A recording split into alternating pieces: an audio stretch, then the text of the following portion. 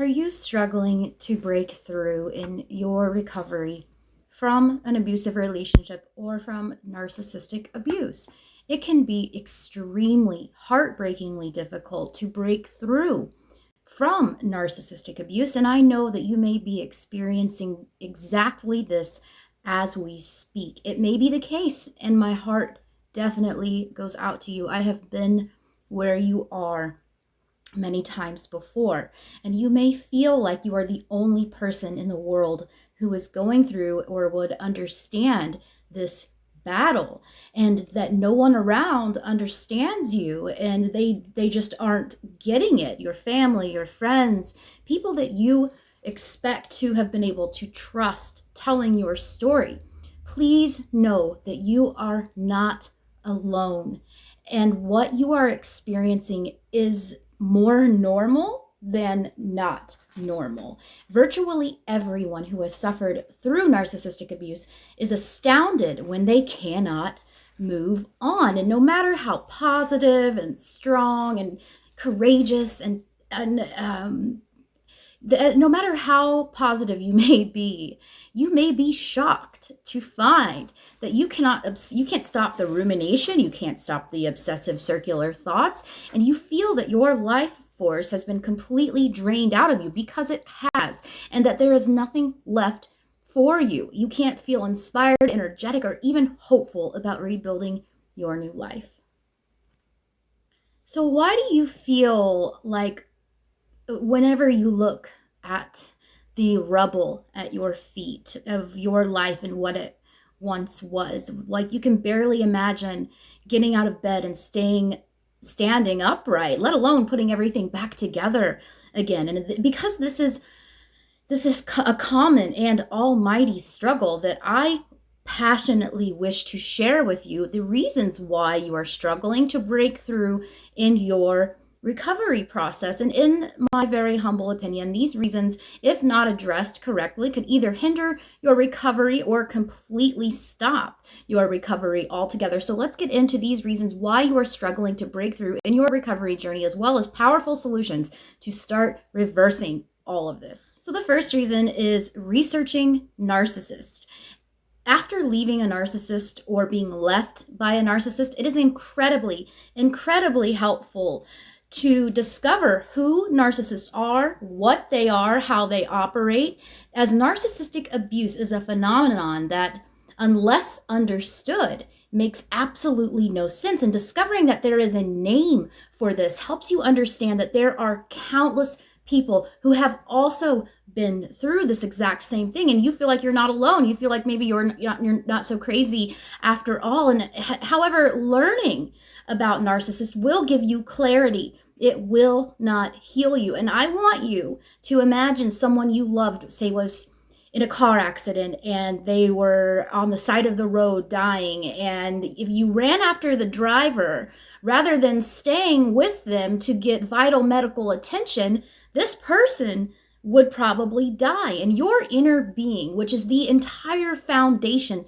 of yourself and of your life, is smashed after being narcissistically abused. And if you leave this person, your inner self, in agony on the side of the road and focus your attention elsewhere, like just as focusing your attention on researching narcissists and then not attending to that trauma within you, it's not going to heal you. The information about narcissists, don't get me wrong, this is vital, as this is one of the main things that I contribute to this community. But you have to understand that every moment you spend with a narcissist is denying yourself your own love and your own healing back to you, back to your own wholeness. So the second reason, there is an aftershock. And I think all of you know what I mean when I say that. And you may be shocked to experience that after you leave the narcissist, you feel worse than you did when you were with the narcissist. And both were equally as miserable, but people around you are absolutely stunned. They say, "Oh my gosh, you've left him or her. Congratulations. You should be starting to feel better." And nothing could be further from the truth. The following is why.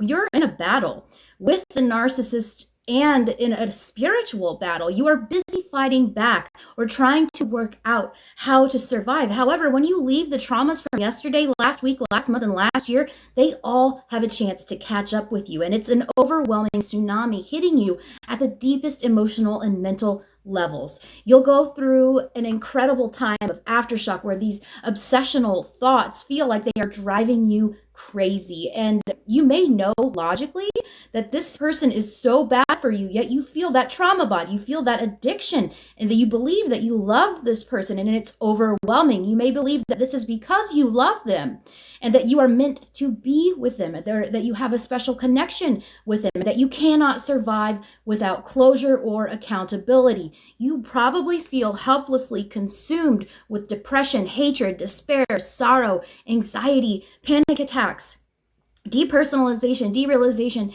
physical and nervous system disorders such as PTSD, adrenal malfunctions, fibromyalgia, autoimmune disorders, eating disorders. They may be at an all-time high for victims of narcissistic abuse. So after separating from a narcissist is when you are at risk, high risk of making self-harming choices, and you may want to break no contact or indulge in destructive addictions such as drinking, smoking, drugs, sex, gambling, shopping in an attempt to self-medicate. And of course, those actions are absolutely soul destroying. And many of us, I myself went through many of those.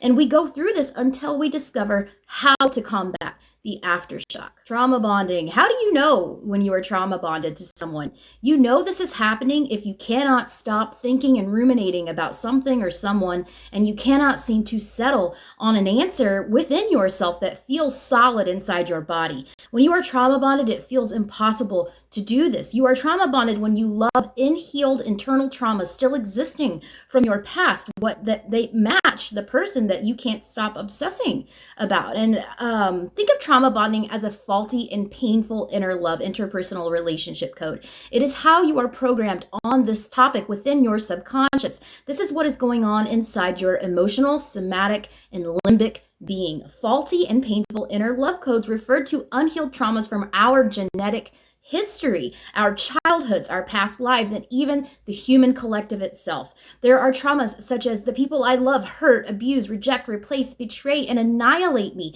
And these energetic codes are not, if they're not replaced and reprogrammed, then you are highly attracted to and attractive to people who are the exact match for those vibrations, for those love codes. So what do subconscious programs do? They generate with life and others the truth of these programs to the letter. They relate well to what we think, choose, and who we wish and what we wish to participate with. The illusion is that these things are happening to me. Yet because of these faulty inner kind of vibrations or inner codes, what is really going on is these things are happening. They are going through me. And no way does it make this, in no way makes it your fault. You never asked for these traumas, and they were implanted in you from other people also infected with trauma. However, until you understand that the traumas are in your being, and the only way that you could heal them is to turn inwards, find them, and release them. You will keep on having the same experiences with identical people with just different faces, and you'll stay attached to them, trying to fix or force them to change. But you will come to find, or maybe you won't, that it will never work. And finally, the breakdown and the breakthrough opportunity of narcissistic abuse is about freeing yourself from the internal traumas that have not yet allowed you to be fully connected to your higher power, to your higher consciousness and highest potential, and all of the beautiful connections, love, expansions, and missions that your soul deeply desires. And I promise you, this is what is at the end of recovery from narcissistic abuse. And maybe this is totally understandable. You miss the what could have been, what should have been, or you think it's too late for me. I've wasted all of this time trying to hang on to something I never had. And I want you to know that when you leave a false self and a false life behind, you do align with healing yourself and become your true self and your true life with your source flowing through you as you are. You will not miss your whole life at all. Rather, you will see it as the ending of an old inferior order that was completely necessary in order for you to free yourself onto the trajectory of the new evolutionary order of life that was always your soul's right to live. My name is Sara Ann Brown, and this is Narcissistic Abuse. 101. Hey guys, if you would like to donate to my cause, Narcissistic Abuse 101, click the PayPal link in my bio, and your donations are greatly appreciated. Thanks, guys.